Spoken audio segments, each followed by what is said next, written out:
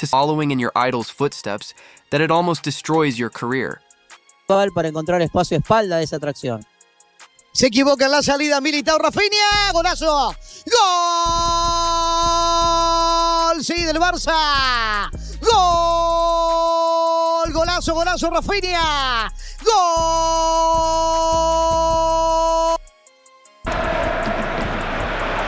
Olha o lançamento pro Raphinha contra o Vasquez, Raphinha, Barça! Raphinha didn't just want to play football, she wanted to be Ronaldinho. But blind devotion can be dangerous. It was the summer of 2003 when Ronaldinho arrived at Barcelona, dazzling the world with his magic on the ball. Fast forward exactly 20 years, another Brazilian, Raphinha, takes the same stage. The uncanny similarities were impossible to ignore. His smile, his talent, and even his iconic goal celebrations. But while inspiration can fuel greatness, it can also blur the line between wonder and identity. From a young age, Raphinha consumed all available footage of Ronaldinho. He imitated his dribbling, practiced his maneuvers, and even tried to adopt his effortless style of play. Coaches often reminded him to develop his own identity, but the connection with his idol ran too deep. He spent hours on the field perfecting springy moves and no-look passes, determined to become a reflection of the legend he adored. But growing up in Porto Alegre, where opportunities were scarce and challenges immense, dreams often collided with harsh realities. Unlike Ronaldinho, who was seen as a prodigy from the start, Raphinha struggled to stand out. He was repeatedly ignored by scouts, considered too fragile to compete at higher levels. The street was his first stadium, playing barefoot with friends, who shared the same passion. Every game was a battle, every touch of the ball a step closer to his dream. As he grew older, his fixation with Ronaldinho became both a blessing and a curse. While this gave him a unique boost, it also led to moments of frustration and doubt. Could he be more than just a tribute to his hero? Could he carve his own name in football history? Could this obsession be Raphinha's undoing? Or could it be the key to unlocking her true potential? To answer this, we need to go back to where it all began, on the streets of Porto Alegre, where a boy dreamed of becoming the next Ronaldinho. In the heart of Porto Alegre, where football is more than a sport, it's a way of life, Raphinha was born with a dream that seemed too big for her reality. The same streets that once saw Ronaldinho create his magic were now home to a young man carrying the weight of expectation, hope, and an unshakable belief in his destiny. Growing up in one of the city's most challenging neighborhoods, life was never easy. His family struggled to survive, but football was always there as an escape. With every ball kicked, every trick learned, and every goal scored in street games, Raphinha felt closer to the idol she always loved. While other children collected posters of superheroes, their walls were covered with images of Ronaldinho, the only figure who made him believe in the impossible. Every day after school, he ran to the nearest dusty field, where he and his friends played until dark. These matches were more than just games. They were battles to prove your worth, opportunities to showcase your skills, and a way to forget about difficulties at home. There was no fancy equipment, no proper training facilities. Just pure passion and a dream that refused to go away. Despite her undeniable passion, Raphinha's path was far from smooth. Unlike Ronaldinho, who was recognized as a prodigy from an early age, Raphinha faced constant rejection. Local clubs rejected him as too fragile, too unpredictable, and too different. Scouts who came looking for the next big talent ignored the skinny kid with dazzling footwork, seeing only a dreamer rather than a future star. But Raphinha had something that couldn't be measured in height, weight, or statistics: a relentless determination. He trained tirelessly, playing barefoot for hours, dribbling between makeshift goalposts, imitating the moves he memorized from countless Ronaldinho highlight reels. He refused to accept that his dreams would continue to be just that, dreams. His mother played a crucial role in keeping his spirit alive. She worked tirelessly to support her family, believing in her son's potential even when others doubted him. Whenever he felt discouraged, she would remind him, "If you want to be like Ronaldinho, you have to work even harder than him." Those words echoed in his mind every time he took the field. Just as his hope began to wane, fate intervened. A local coach who had connections with professional teams saw something special in the way Raphinha moved the ball. He recognized the talent, creativity, and most importantly, the heart of a player who didn't give up. With a stroke of luck and a lot of talent, Raphinha finally got her first real opportunity. He joined a small youth academy, where he continued to hone his skills, but something still wasn't right. He was playing well, impressing the coaches, but the voice in his head kept repeating, "Be like Ronaldinho."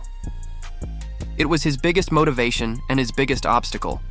Over time, Raphinha began to realize that although his idol inspired him, he needed to follow his own path. He had to take the essence of Ronaldinho's magic and adapt it to his unique style. This realization was not easy, but it was necessary for its growth. The turning point came when he got the chance to play in a major youth tournament. Under the high spotlight, with scouts in the stands and the future at stake, Raphinha had to make a choice: live in the shadow of her idol or follow her own destiny. Would he always be compared to Ronaldinho, or was he finally ready to become Raphinha? The youth tournament was Raphinha's golden opportunity. Under the spotlight, he played with the determination of someone who has waited his entire life for this moment. His dribbling was mesmerizing, his passing was precise, and his hunger was undeniable.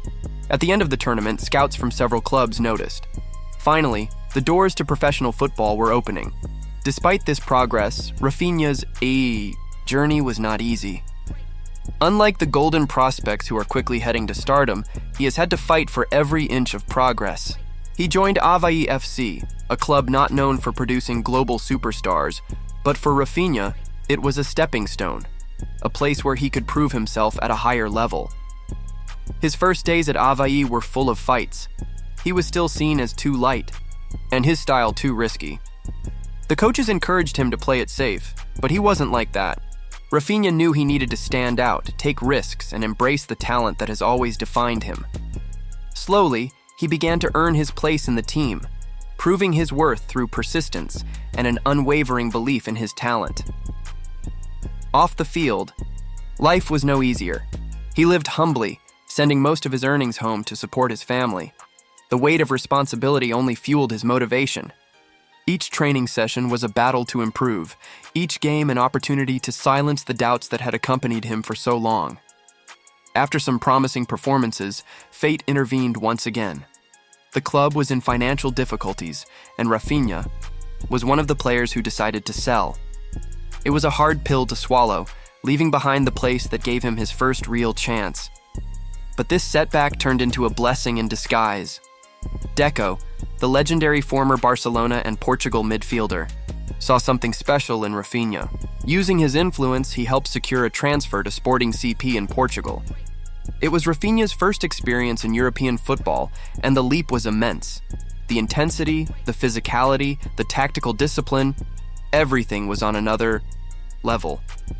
But Raphinha thrived under pressure, embracing the challenge head-on. At Sporting, his game evolved. He improved his decision-making, improved his defensive contribution, and became a more complete player. He was no longer just the boy who idolized Ronaldinho. He was becoming his own player. With each game, his confidence grew, and soon bigger. Clubs started to notice. He had moments of brilliance, scoring crucial goals, assisting teammates with precise passes, and dazzling fans with his fearless dribbling. But it wasn't just about the flashy moments. Raphinha was also becoming a player who could play difficult games, contribute defensively, and stand out in crucial moments. His performances in Portugal caught the attention of Leeds United, and before long, he found himself at the heart of English football. The Premier League was brutal, fast-paced, and unforgiving, but Raphinha embraced the chaos. His creativity, work rate, and ability to change games made him a fan favorite almost instantly. Adapting to the English game was not easy. The physicality of the league was unlike anything he had experienced before. Defenders were stronger, faster, and more aggressive, but Raphinha accepted the challenge. He became known for his relentless pressing, his quick dribbling, and his ability to conjure moments of magic out of nowhere. Despite rising expectations and constant comparisons with Brazilian greats, Raphinha finally reached a stage where she defined her own legacy. He became Leeds United's main attacking threat, delivering important performances that helped the club maintain its position in the Premier League. His name was now linked to some of the biggest clubs in the world. With each passing game, Raphinha proved he was more than just a promising talent. He was a star in the making. But his journey was far from over. A bigger challenge awaited him, the one he had dreamed of since he was a child, playing for Barcelona. Now, he wasn't just chasing a dream, he was living it. For Raphinha, signing with Barcelona wasn't just another career change, it was the culmination of a lifelong dream. Ever since he was a boy playing barefoot in the streets of Porto Alegre, he imagined himself wearing the legendary Blaugrana colors, following in the footsteps of his idol, Ronaldinho. And now, that dream has come true. His arrival at Camp Nou was met with immense expectation. Fans were eager to see if he could live up to the legacy of the Brazilian wingers who left their mark on the club, the likes of Rivaldo, Neymar, and of course, Ronaldinho. But for Raphinha, it wasn't just about becoming another great Brazilian at Barcelona. It was about proving that he was worthy of the stage he always aspired to. From the moment he stepped onto the Camp Nou pitch for his presentation, the echoes of Ronaldinho's presence were impossible to ignore. Raphinha imitated his idol's famous smile, his relaxed behavior, and even his trick-laden playing style. The resemblance was uncanny, and fans quickly noticed. But with admiration came pressure. Could Raphinha build his own legacy, or would he always be compared to the greats who came before him? At first, it seemed that his idolization of Ronaldinho was both a blessing and a burden. He wanted to emulate the same joy that defined his hero's game. But the expectations of modern football demanded discipline, tactical intelligence, and consistency beyond just moments of magic. Despite his natural talent, adapting to the Barcelona system was not easy. The tactical demands placed on him by coach Xavi Hernandez required Raphinha to evolve beyond just a flashy winger. He needed to contribute defensively, press intelligently, and play with greater tactical awareness. His first few months at the club were met with skepticism. Some critics questioned whether he could thrive at such a high level. Others wondered if he was too obsessed with replicating Ronaldinho rather than developing his own style. But Raphinha, ever resilient, refused to let doubt dictate her journey. He knew he had to adapt, find the balance between creativity and structure. As the season went on, Raphinha began to stand out, not as the next Ronaldinho, but as the best version of Raphinha. He improved his decision-making, worked tirelessly to improve his final product, and showed a willingness to adapt to different tactical roles. His defensive work rate, combined with his electrifying pace and creativity, made him an essential part of Barcelona's attack. Crucial goals, important assists, and standout performances in high-stakes matches helped him overcome the doubters. Slowly but surely, he was proving that he wasn't just a player trying to emulate his idol. He was a player ready to make his own mark on football history. Raphinha's big test at Barcelona came at a time when he needed it most. After a first season full of challenges, criticism, and questions, the Brazilian understood that, to succeed, he needed to change his mentality. It was not enough to just carry on the shine of the past. It was necessary to prove that he himself could be a protagonist in the club's new era. He no longer wanted to be just a promise. He wanted to be a fundamental name in the reconstruction of the Catalan giant.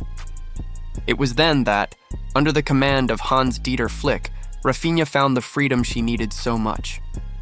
Unlike Xavi's rigid scheme, Flick gave him more autonomy, allowing him to better explore his game without being tied to rigid roles. And the result of this was immediate. With more freedom to move around the pitch, he began to take on a more dynamic role, being both a creator and a lethal finisher. His tactical understanding has evolved, making him a more complete and versatile player. His repertoire of plays expanded, dominating different sectors of the field and bringing unpredictability to Barcelona's attack. Raphinha began to stand out not only for his skill, but for his intelligence on the field. His playing style has evolved, less predictable, more efficient. He was no longer just an irreverent dribbler, but a lethal striker, with impressive numbers of goals and assists. His impact on the games grew, and little by little he went from a questioned player to an indispensable part of the Catalan team. His crosses were more accurate, his finishes more accurate, and his confidence seemed to be at an all-time high. The Brazilian also improved his defensive ability, helping with high pressure and contributing to the quick recovery of ball possession. The big moments began to emerge. Against Bayern Munich in the Champions League, he scored a memorable hat trick, proving he was ready to shine on European football's grandest stages. Days later, in the Classic against Real Madrid, he scored the goal that completed the rout in a gala performance by Barcelona.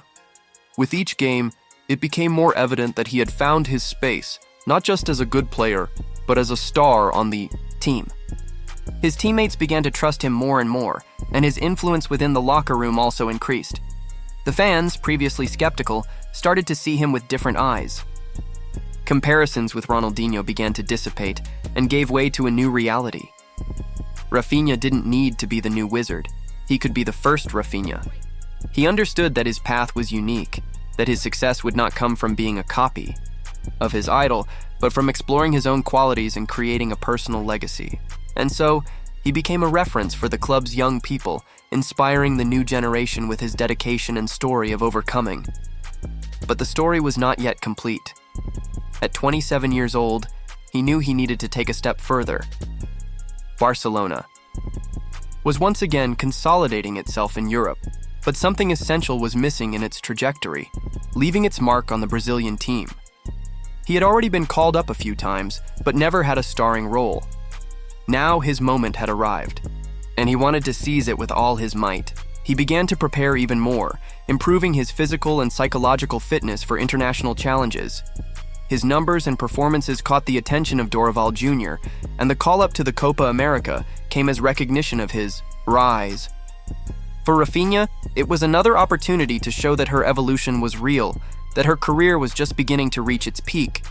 And he knew that to make his name in the history of the Seleção, he would need to show the same confidence and brilliance in major tournaments that he had achieved at Barcelona. He prepared like never before, studying his opponents, refining his moves, and seeking to evolve tactically and technically. The journey was still far from over. Raphinha wanted more. He dreamed of titles. He wanted to be decisive in finals. He wanted to take Barcelona back to the top and be one of the leaders of the Brazilian team. Now, the question was no longer whether he could repeat Ronaldinho's footsteps. The real question was, how far could Raphinha go? He had already conquered his space, but now he wanted definitive glory, to be remembered not only as an excellent player, but as a true idol of world football. His first years were filled with idolatry, difficulties, and overcoming. But now he doesn't look back. His future in football depends on just one thing: continuing to write his own story. And for the first time, he didn't need to follow in anyone else's footsteps. The path was now his. The next phase of his career was just beginning, and he was ready to face it with all the determination that had brought him here.